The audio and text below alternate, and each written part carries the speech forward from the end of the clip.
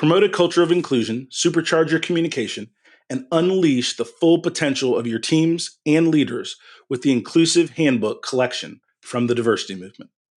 As part of the collection, I wrote the Inclusive Leadership Handbook with Kurt Merriweather to empower leaders with tools needed to cultivate a culture that fosters creativity, innovation, and employee engagement. Through strategies, exercises, and self-reflection, leaders at all levels can enhance their effectiveness.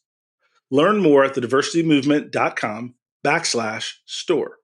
Use code HOL at checkout for 25% of your first order. What would you change in the world if you had that magic wand? I would wish that everyone could just have more empathy for the person next to them. I think where we're losing the plot right now is when we just put blinders on and people are saying, I don't care anymore. I'm just going to do what's best for me. I think that if people had a little more empathy for what someone else might be going through or what their perspective might be and just listened, then the world would be a better place. So that's probably how I would use my magic wand.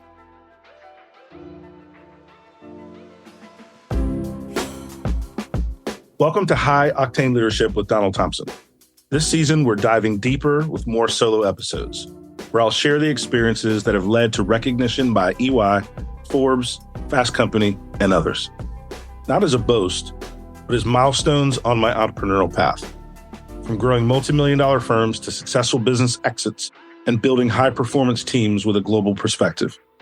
I'll reveal the insights and strategies from my journey and share them with you so that we can win together. Alongside these solo episodes, we'll have industry visionaries and thought leaders, and we'll explore effective leadership. Ready to empower your leadership journey with real success stories? Let's embark on this transformational journey together.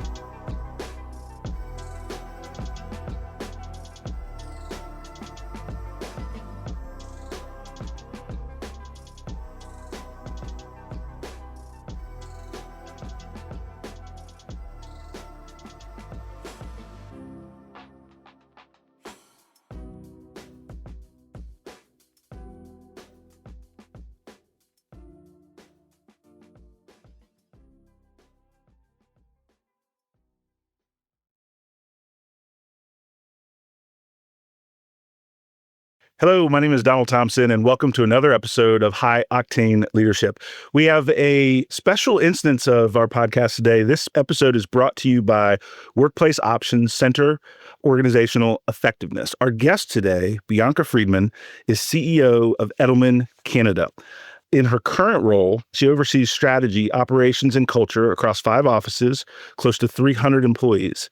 Appointed in 2022, Bianca is the youngest regional CEO in Edelman's global network. During her tenure, Edelman Canada's strong double-digit growth won numerous creative accolades, including top ranking at Cannes Lions 2024, and earned recognition as a workplace of choice. Named one of the best workplaces in Canada and best workplaces managed by women in 2025. Bianca, thanks for joining us today. We're glad to have you. Oh, thanks so much for having me. One of the things that we want to dive into as we talk about really the landscape of business in our current environment is how are we, and you in particular, creating trust and alignment with corporate goals when everything's a little fuzzy out there? When there's a lot of reasons where people are bringing personal struggles to work, there's a crazy political environment. As a business leader, I'd love for you to unpack a little bit some of your best practices for keeping trust, well-being, and alignment with your current business goals. It's a great question, and I wish I had all the answers, but there are a few things that we're doing for sure. For one, we are just always try to communicate with absolute clarity. I've learned in my short tenure as CEO that strategy matters a lot. But what matters, I think, equally, if not more, is how you communicate that strategy and how employees actually connect with what we're doing and as an organization and what is within our control. So, of course, we are in professional services, and just like every sector, there is a ton of uncertainty around what's happening, where our clients are spending. And with that comes fear, which creates even more unrest in that day-to-day work environment. And so I just focus on controlling the controllables and communicating as clearly as possible to try to just basically get people almost climatized to the fact that it is going to be a world of uncertainty indefinitely. And we just got to keep on going as best that we can. Thank you so much for that answer. One of the things as a leader, as we're dealing with employees, clients, unknown economic factors, and you mentioned being a clear communicator. And I want to unpack that just a little bit and get granular because I'm a highly practical leader. How does that show up for you in your correspondence, your one-on-ones, your team meetings? What are some of the things that you're doing in practice to make sure that your team members are really linking their job value creation to what you see is required as a leader? So one of the things that we've done in the region within Canada is we've taken the global Edelman strategy and we've simplified it to 4 key headlines that really any employee can connect to. So this is not a new concept, but I'm surprised sometimes when speaking to other business leaders and clients how rare it is to just simplify to that degree. It's 4 really catchy headlines that anyone can rhyme off. And even when we think about new business, because we're an agency, we have 10 client prospects that any employee at any level could rhyme off that they know we are trying to win in the financial year. So the simplicity is in how we structure the strategy deck for employees so that anyone can connect to it. And then to your point about getting granular, our meetings are revolved around these 4. Our town halls are revolved around these 4 priorities. So it's just a really organized way of staying true to what we're trying to achieve together and how every single person in the company contributes to that. That's fantastic. You deal with global clients every day, and people a lot of times in service industries, we're seeing a pullback. What are you doing to continue to show that business value to the clients that you're working with when everyone's looking for a way to spend less, do less with more, all of these different things? It's a really important question and something that I think about a lot. First of all, it's listening and staying really connected to our clients. So the most value I get in my day-to-day is when I actually get to speak to our clients and hear from them directly around what they're experiencing working with us, what they're experiencing in their own business, what they need more of, what they need less of. Because I think in this time, as you say, Donald, when people are pulling back, when people are shifting their spend, it's so easy as an agency partner to kind of make excuses and say, oh, well, we're no longer doing that type of work because they're holding on to their purse strings. But actually, so much of the time, it's about the quality and the value of the work that we're delivering. We need to make sure that every dollar spent with us is really a dollar well spent, and that's where I focus, versus on obsessing over the fact that overall industry-wide spends are changing. It's more about really ensuring value for every dollar that's spent with us, and that's where I spend my energy. Fantastic. One of the things that Edelman globally is well known for, and as a business leader, I've read up on it for many years, and it's the annual trust index. And I have a little bit different question on the trust index, and it's really about thought leadership more broadly, because Edelman is really invested in, has become an expert in, and now a cited resource in so many business periodicals. What is the thought process of Edelman in that investment in thought leadership? Why do you think it's important? And what is the business value you've seen back? So if other companies are saying, we need to do thought leadership, but they don't know why and the ROI, how would you help them and understand its value? Great question. Just so that in case anyone's not familiar, I'll just give a quick primer on what the Trust Barometer is. Yeah, please. So this is a global study that Edelman's been doing for 25 years. It's a key index that looks at trust in business, media, government, and NGOs. And it started in 1999 when there was just a really big pushback from NGOs against businesses. And we were trying to really just understand it and figure out the impact of this pushback and this tension for our clients day to day. And so it started from a place of curiosity. So I think to your point, Donald, going back to the value, whatever you're doing for thought leadership, it has to come from an authentic place. It cannot just come from a place of wanting to spit out content, because Lord knows we don't need more just like endless content right now. It has to be value-driven content. That's number one. So the report itself, I'm glad you've read it. And for anyone who hasn't, it definitely is helpful to business leaders because it really helps you think about trust as a forward-looking indicator. As a leader, I'm trusted, or if my company is trusted, It's easier for us to weather storms. It's easier for us to have advocacy from our clients or from our employees. So there are so many pieces of trust that are critical to business value, but also connected to reputation. So going back to your original question, for us, it is a worthwhile investment because it really delivers value. And so because of that, it's an amazing door opener. It doesn't mean that we go out and do a trust presentation and it equals dollars immediately. It has opened the door to so many spaces that Edelman can be part of, conversations where we can add true value and also learn back from different business communities, nonprofit communities, et cetera.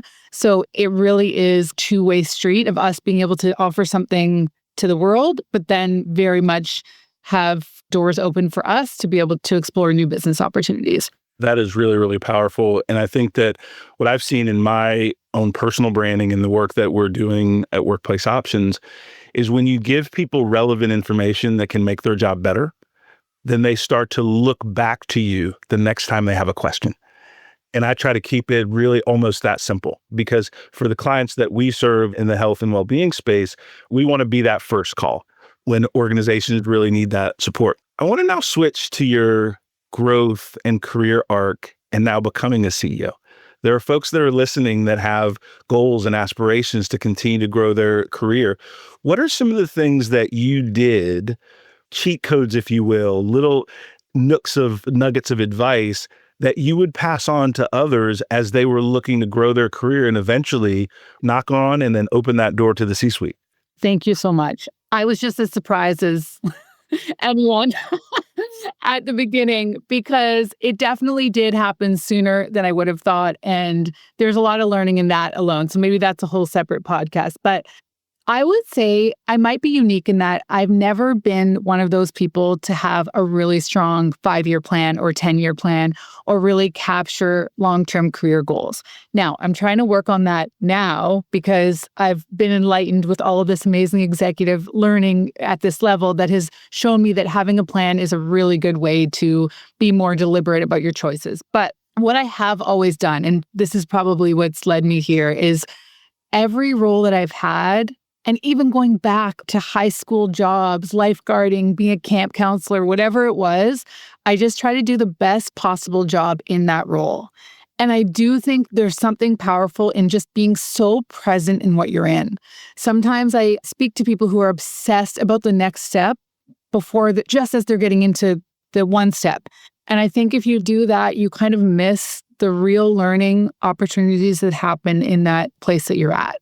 So for me, that's number one, is like just really trying to be excellent at what you're currently doing. Connected to that is I've always been very self-reflective in my learning. So feedback is great. I truly believe feedback is a gift. But if you are ever shocked by feedback, it's because you haven't really reflected on those things yourself. I think to grow quickly, which is certainly something I've done in various roles, especially at Edelman over my 11 years, you can expedite that learning by constantly being reflecting and being curious about how you can get better. That is a bit of a double-edged sword. Sometimes that can end up in you being really overly critical on yourself. And I've certainly made that mistake in the past and, have veered down that path and have had to bring myself back to say, okay, you're still doing great, but there's always things we can improve on. That is really powerful. And I think to your point on the planning, I don't know that I ever had a 5-year plan, but I certainly had outcomes that I wanted to achieve. And mine were really built early in my career. The thing that I share with folks was really about capacity building and skill building. In any job that I had, I wanted to get as much learning out of that job. I wanted to do a good job, like you mentioned. I wanted to do an excellent job. But I always did have my eye on the future. But I had to figure out how to do both. How can I make my current manager a superstar? How can I do well for them? But how am I getting assignments to where I'm learning new skills that make you valuable in the future? And that was something that was really important to me for anybody that was leading me. And if they gave me that skill building, that they got the best out of me because I was doing what they need and then I was skill building for the future. 100%. I've used those exact words to various amazing managers I've had at Edelman to say, for me, what's most important is that I'm learning as much as humanly possible in this role. put me on the biggest and toughest account. Give me the client that wants to fire us. Like whatever it is, when you crave that and you want that, it really does help you develop. So I couldn't agree more on that. But the planning it's kind of coming in more into my life now because I realize, hey, I haven't done a lot of financial planning either. I haven't done it. Like I'm not a planner. I am at work, but for my personal self, I'm not enough. So I'm definitely working on that now to have a little more structure. That is good stuff. I'm going to go back to the trust index and I'm going to read something from the 2025 and just want your feedback on that piece. And so the 2025 Edelman Trust Barometer for Canada. So it shows a fragile trust landscape. Businesses remain the most trusted institution, 55, score 55, yet there's growing grievance. 73% believe the wealthy don't pay their fair share. 62% think business leaders mislead the public.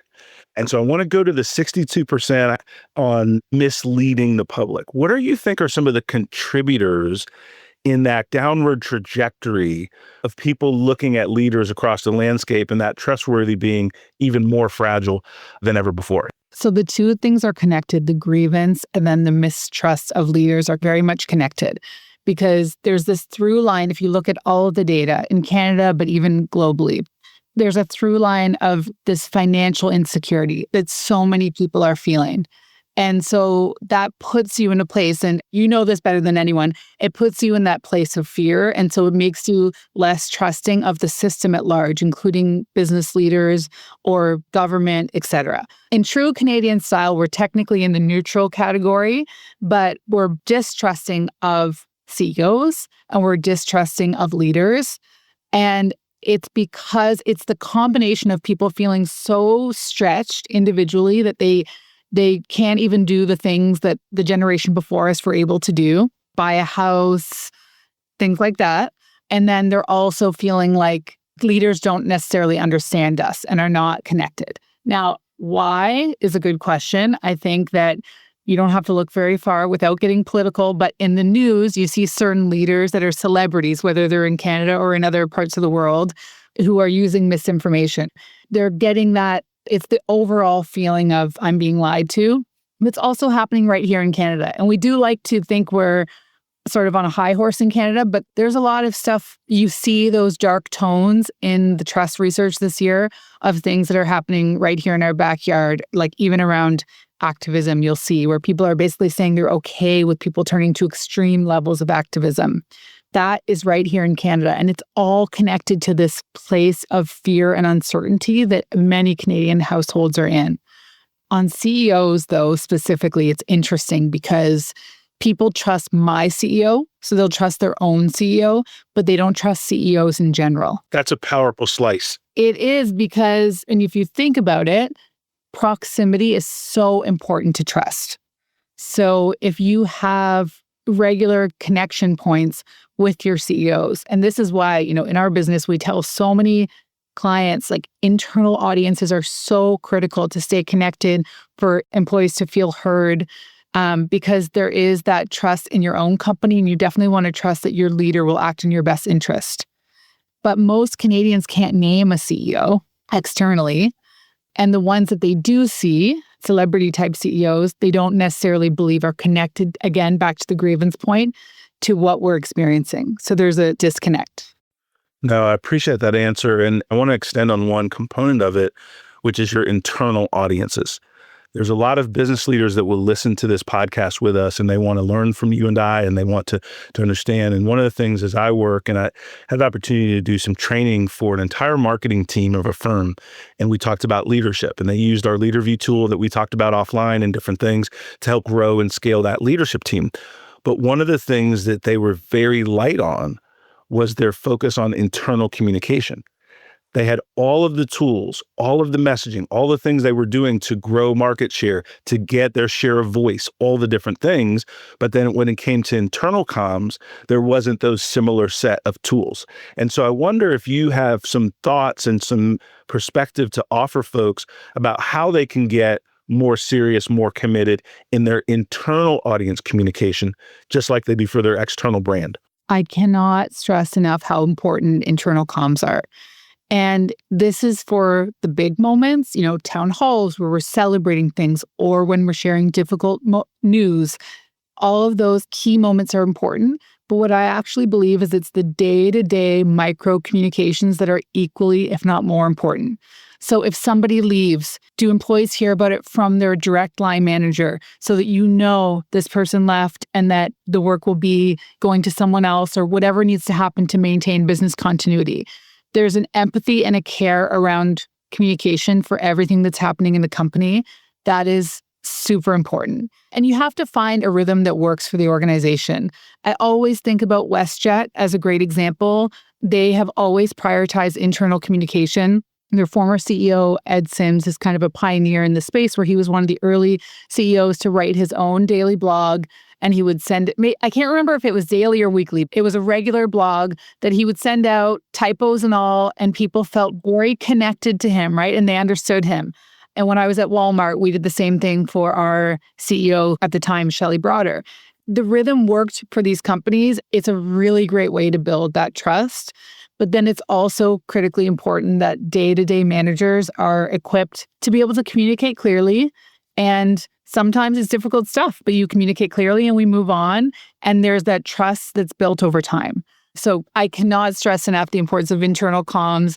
And one way to just get started on the journey is to take note of what you have in play, kind of sounds like what you were doing with this group, and figure out where we can insert more or better communication touch points internally. And then once you do that, it's like, how can we make these amazing and personable? Instead of just a basic straight ahead, top down town hall, can we involve employees at all levels? One of the things we do at ours is we celebrate personal moments. So with the employees' approval, we do weddings, babies, whatever's going on, marathon completions. These people love it. And it's such a small way to just help us feel more connected and ultimately build trust in our leadership team. No, I love that. I am very appreciative, and especially the point where you talked about the micro communication moments, because I want to be really specific. These are where trust is built and lost so many times. If someone's leaving or someone gets promoted or different things, people want to know why, and people want to know what it means to them on almost anything that changes in the business. Why did this happen? And then what does that mean to me? And to the degree that you can address that question is a degree that we can keep focus on the things that matter. Otherwise, left to their own devices, team members are typically think negatively about things that they don't have a lot of information on.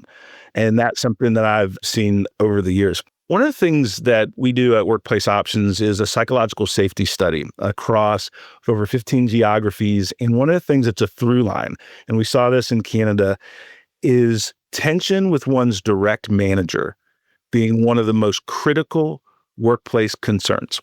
And so as a CEO and a business leader, I would love for you to give some thoughts on how do you advise people to deal with that day-to-day contact that might not be the best, where they're having a challenge with that manager and it's really affecting, their ability to perform. It's such a good data point because I think everyone who hears it can automatically relate to it because we've all felt that way at one time or another. So as a CEO, the way I'm thinking about this is how I model psychological safety and then reinforce that different areas in all levels.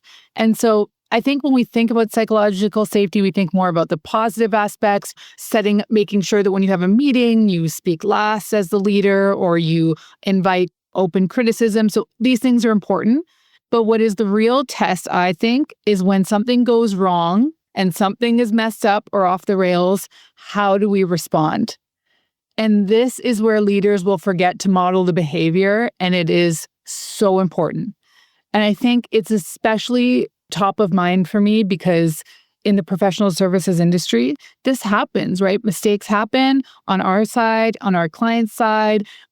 Team members leave and we need to recast the account. There's little bumps in the road that happen along client relationships. And I'm a huge believer in great, true partnerships, client and agency side.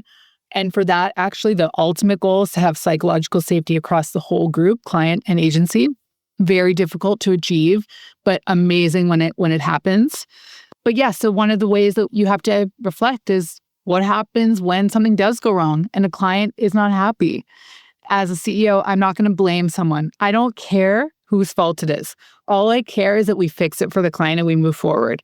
And so modeling that and ensuring that at every level we're doing that, it's a daily practice, I would say. And this is what helps reduce those friction points for people at more junior levels so that they know they can make a mistake, or if something goes wrong, they can come to their manager and figure it out together. Really appreciate that comment. And I want to be specific of the point that I wrote down is, as leaders, when we take accountability, because you talked about what we model, that has such leverage throughout the rest of the organization. And I think a lot of times as business leaders, we forget how much amplification our voice has in almost every situation. And so when we talk about missteps that we made, learnings that we've had, things that we're working on, that creates space through the organization to think and model that thought process also. But a lot of times as business leaders, we're so outcome focused that we don't necessarily think about the complete packaging. And that's back to that internal communication, that people are really, really listening. They're reading every word we write and they're listening to every word we say. And so within that power structure that we have, we can also talk about the humility of what we're learning and then also what we're trying to model. So I really appreciate the way you frame that and package that. Accountability is the number one thing that I look for when hiring someone who's going to do well in an agency environment. You have to have that strong sense of accountability. Every move we make, every call we have with the client needs to be great. We need to be prepared. So that whole idea of really showing up with a strong sense of accountability in good times, but also in bad. When something goes wrong, it's owning it, fixing it, solving. Less spin, more solve is something I say a lot to clients. Love that. But it's so important, because you're also in professional services. It's like, it truly is a fool's errand. It's a huge waste of time to be spending 5 calls and figuring out whose fault it is. It doesn't matter. We're accountable as an agency and we've got to fix it, and we're going to do that together. Yeah. So I just wanted to double click on that point. I love that. I want to repeat that for the audience, right? Less spin, more solve.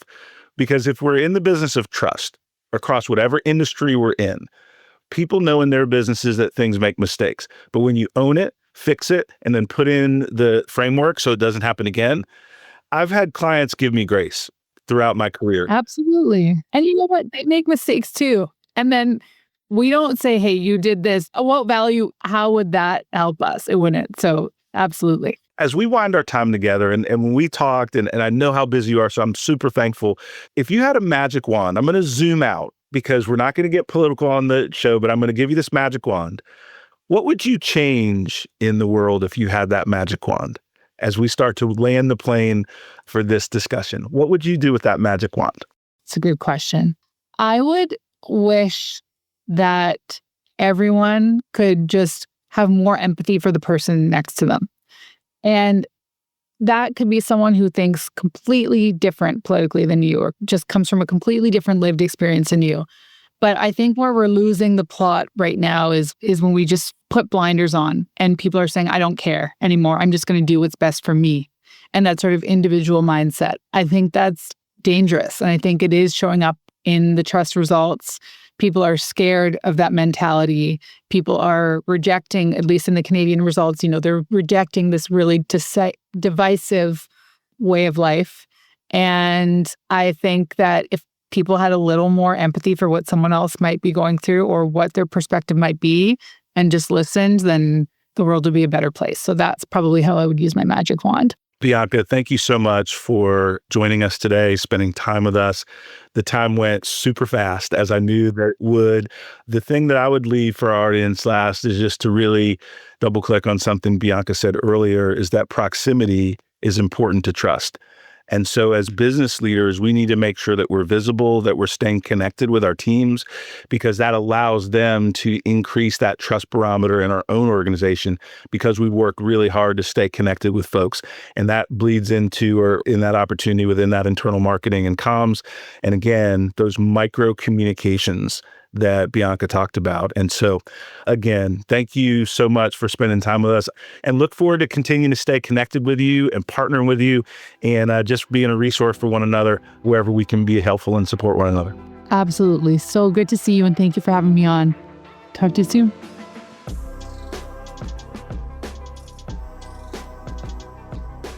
Thank you for joining us on High Octane Leadership with Donald Thompson. Today's episode is a step in our collective journey towards leadership excellence. Remember, every story we share and every insight we gain is a piece in the puzzle of our leadership journey. For more insight and detail, hit the subscribe button so that we can stay connected. For deeper information and more episodes, go to donaldthompson.com.